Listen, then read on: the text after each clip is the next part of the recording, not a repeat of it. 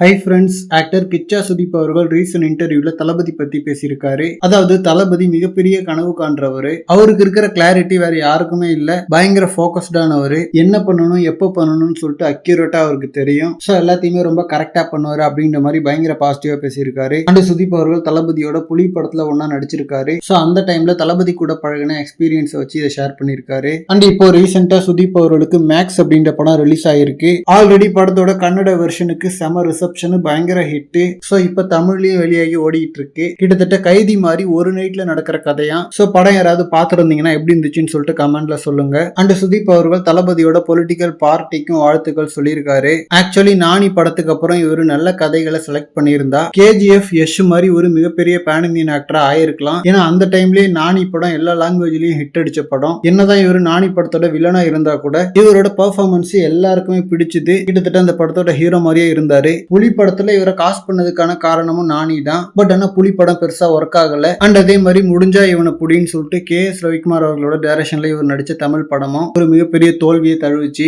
So இப்போ ஒரு வழியா இந்த மேக்ஸ் படத்துக்கு எல்லா லாங்குவேஜஸ்லயும் ஒரு நல்ல ரிசப்ஷன். ஓகே ஃப்ரெண்ட்ஸ், இந்த மாதிரி தளபதி பத்தின ஹாட்டான அப்டேட்ஸ்க்கு நம்ம J4 சேனலை சப்ஸ்கிரைப் பண்ணுங்க. தேங்க்யூ.